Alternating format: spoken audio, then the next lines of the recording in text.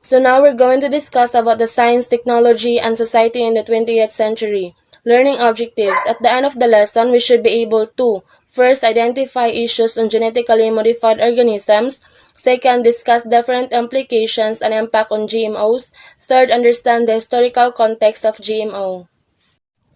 In 2001, Rosalie Ilialos, a former overseas Filipino worker in Singapore turned farmer, attended the Integrated Pest Management Farmers Field School and was introduced to BT corn, a genetically modified corn that is resistant to the destructive Asian corn borer.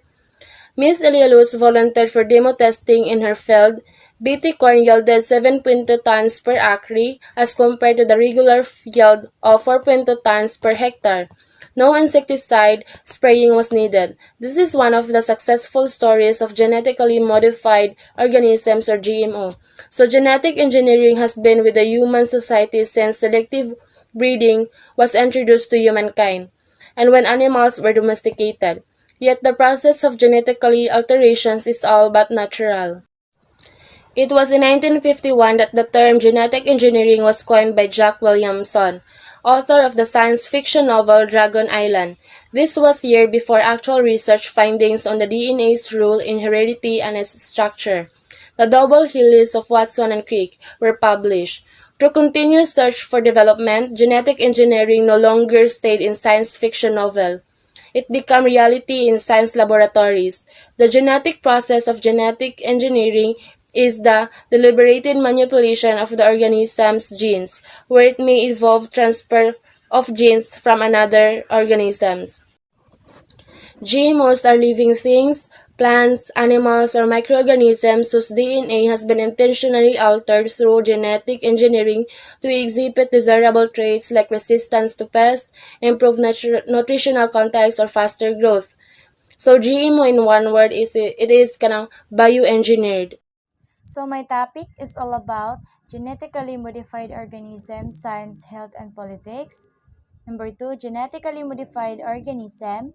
And number three is GMOs in food and agriculture industries 1 and 2, which is pest resistance and virus resistance.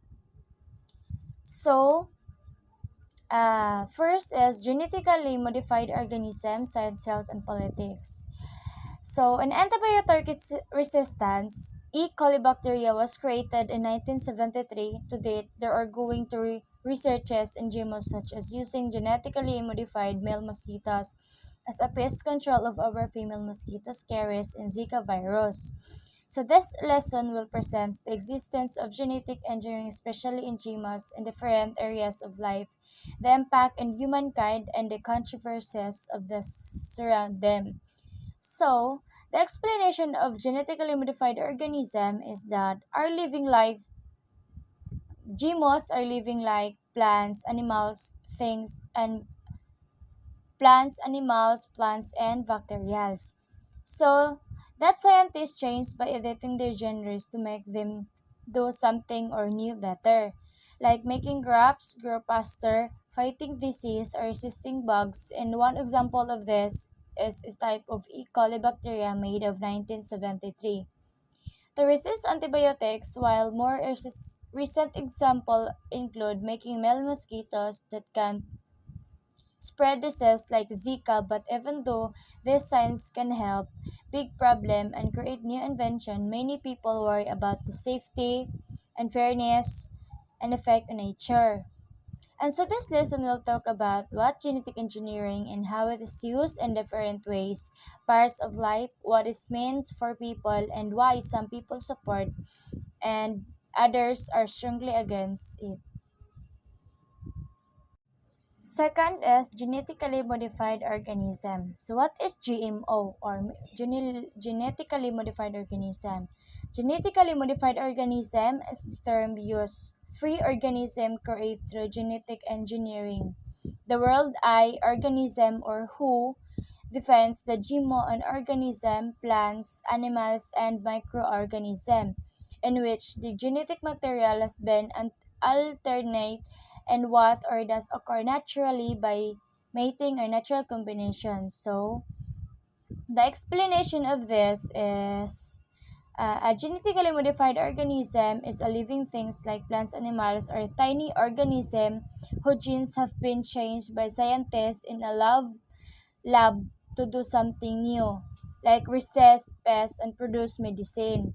According to the World Health Organization or WHO, a GMO is an organism whose DNA has been changed in the way that doesn't happen naturally. For example, scientists can take a useful gene from bacteria and put it into plant to help it grow better and resist disease. This process is called genetic engineering. The goal is creating GMOs is to help human and improving food, making medicine, or solve other problem in health and farming. Many people see GMOs, especially in the way to use science technology to to make life better in agriculture and healthcare. However, some people still have questions and concerns about their safety and effects on the environment. So third is GMOs in food and agriculture industries. The Center of Ecogenetic Environment or Health or CEH in 2013 identified the following roles of GMOs in food and agriculture. First, we have pest resistance. Pest resistance is genetically modified plants to resist certain pests. So an explanation of this is genetically modified organisms or GMOs in farming are used to help crops grow better by making them stronger against pests. And one example of this is beet corn, which is a type of corn that have been changed by scientists to include gene from the natural soil bacteria called Bacillus thuringiensis or BT. And these genes help the corn make a special protein that is poisonous to harmful worm like corn virus but is safe to people to eat. So the corn can protect itself without needing a lot of chemical pesticides, which help farmers grow more food with few problems from bugs. And this shows how GMOs can help helpful in agriculture by making can save money, protect the environment, and produce more food to feed people. To feed people. So the last part is the virus resistant, which also part of GMOs in food and agriculture industries. So virus resistance is genetically modified plants to resist certain viruses. So the protein of PRSB was introduced to the papaya plant through plant structures which turned out the resistance of virus itself. So the explanation of this is some genetically modified plants are made to fight off virus can damage to kill them. A good example is the rainbow papaya, which can change by scientists to resist harmful virus called papaya ringstorm virus con PRSV that used to destroy many papaya plants, and they did this by putting small parts of the virus like protein from it into papaya genes using plant tissue. So the plants could recognize and protect itself from the virus, kind of like how vaccine helps people fight diseases like MERS or flu. So now the modified papaya can grow healthy even when the virus is around, which helps farmers save their crops, make more fruit, and avoid losing money, showing how GMOs can protect plants from disease and help feed more people also. Number 3. Herbicide tolerance. Genetically modified plants tolerance herbicide. An example is Roundup Ready soybeans, glyphosate, an, an herbicide for weeds was introduced to soybeans making it tolerant to the herbicide itself. Farmers then can spray the herbicide killing the weeds but not the soybeans. Genetically modified plants are made to survive herbicides, chemicals that kill weeds.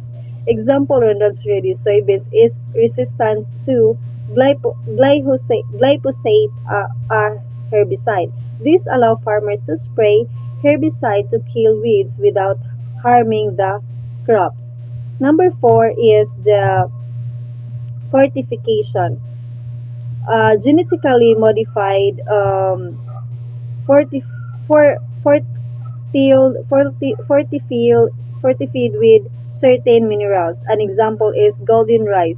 Beta carotene, a precursor of vitamins A, what was introduced through biosynthesis genes to the rice, making this rice grains fortified with vitamin A.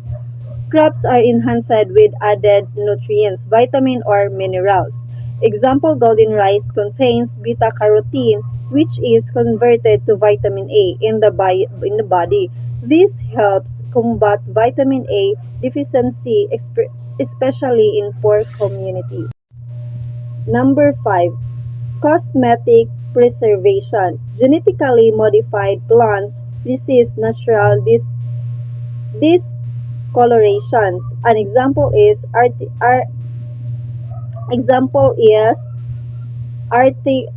apple. The apple variety was genetically modified to suppress the browning of apple due to the superficial damage. Cosmetic preservations genetically modified to resist browning or discoloration for longer shelf life and better appearance. Example, Arctic apple doesn't turn brown easily after being cut because its genes were altered to slow the browning process. Number 6 is increased growth rate, genes that modified organism that has higher yield in growth than normal species. An example is aqua advantage salmon, a gene from an ocean pot and eel-like fish was introduced to Pacific Chinook salmon, making the salmon grow faster than its normal rate. Animals are genetically modified to grow faster or larger than normal. Aqua Advantage salmon was modified with a gene from another fish, allowing it to grow faster than regular salmon and be harvested soon. Genetically modified organisms or GMOs in non-food crops and some in microorganisms involve the following. Number one is flower production. GMOs in flower production are seen in the modified color and extension life of flower. GMOs in flower are plants that have been changed in a lab. Example is blue rose. Scientists changed the genes of rose to make them blue, which couldn't happen naturally. And then, number 2 is paper production. Modified characteristic of trees of higher yield of paper production. Paper from trees. These trees are used to make paper because they grow fast. This is as though part of the wood that makes it hard to turn into paper. Scientists can change the tree's genes to make it easier to break down the wood, which helps produce more paper. Next is the pharmaceutical production, modified plants to produce pharmaceutical products. So, pharmaceutical production, also known as pharmaceutical manufacturing, is the industrial scale synthesis of drugs. Next is the bioremediation, use of modified plants that can assist in the bioremediation of polluted sites. An example of this is the scrub tobacco. The GMOs help with bioremediation, which means cleaning polluted areas. The example scrub tobacco plants is modified so it can absorb harmful metals like lead, zinc, and cadmium from the soil. Next is the enzyme and drug production. Use of modified microorganism that can produce enzyme for food processing and medicine. So this is modified microorganism to make enzymes and medicine. One example is CGTase, an enzyme used to improve food flavor. It's made in large amounts by modified Bacillus bacteria. Another example is the artemisinin, a drug used to treat malaria instead of just using the plant. Scientists can now make it using genetically modified yeast and bacteria. 6 is the GMOs in the medical field. Generic engineering is playing a significant role from diagnosis to treatment of human-treated diseases. It helps in the production of drug, gene therapy, and laboratory researches. So, GMOs are very helpful in the medical field. A good example is Humilian, a generally made insulin for people with type 1 diabetes. Before, insulin came from the animals and caused allergies, but in 1978, scientists were able to insert the human insulin gene into bacteria, allowing safe and mass production of insulin. In 1996, a faster acting version called Humalog was approved. Now let us proceed to the benefits of GMO. So, I'll be sharing the key benefits of GMO. But first, what is GMO? GMO stands for Genetically Modified Organism.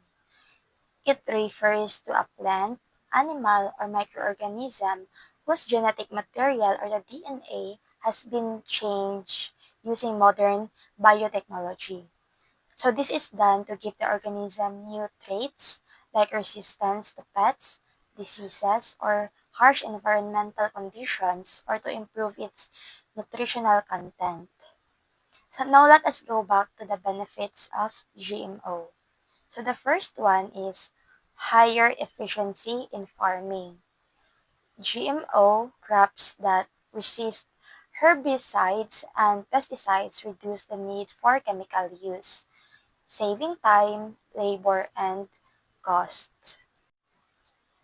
Number two, increased harvest. These crops are more resistant to pests and diseases, leading to better growth and bigger yields. Number three, fertility control. Hybrid GMO seeds ensure higher purity and more consistent yields. Number four, easier food processing. Modified traits in GMOs help simplify food production and processing. Number five, better characteristics. GMOs can have longer shelf life, better taste, color, and even reduced or enhanced enzyme levels. Number six, nutritional and pharmaceutical boosts. Example include golden rice with added vitamin A and maize with extra lysine and iron. So some GMOs are now developed to deliver vaccines through food like for viral and diarrheal diseases. Number 8, reduced fertilizer and pesticide use. So less need for chemicals helps both the environment and farmers. While GMOs offer many benefits, there are also some risks and concerns that need attention. One example is the rise of superweeds in the US. These weeds became resistant to herbicides because of the widespread use of pesticide-resistant GMO crops. Now, over 12 million acres of farmland were affected. Now, here are the main concerns raised by the opponents of the GMOs.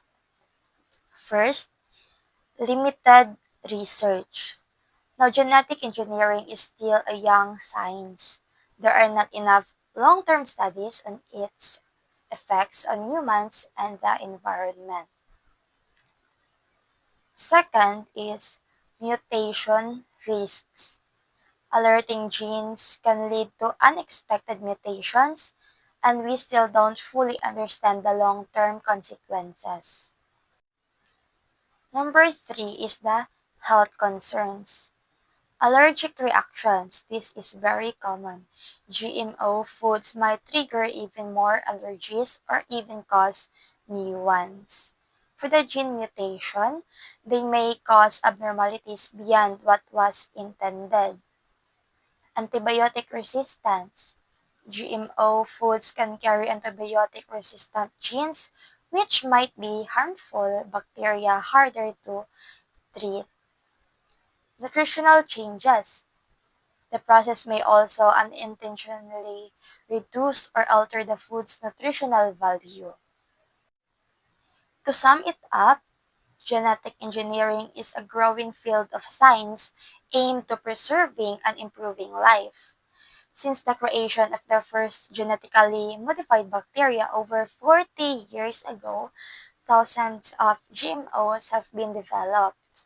Some are already approved for public use, while others remain under study in the laboratories.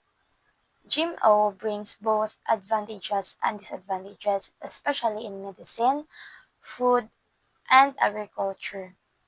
Supporters highlight the benefits and success stories, while critics focus on unknown long-term effects on human health and the environment.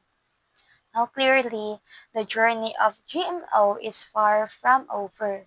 As science advances, so does the debate on whether we are solving problems or stepping into the role of nature itself.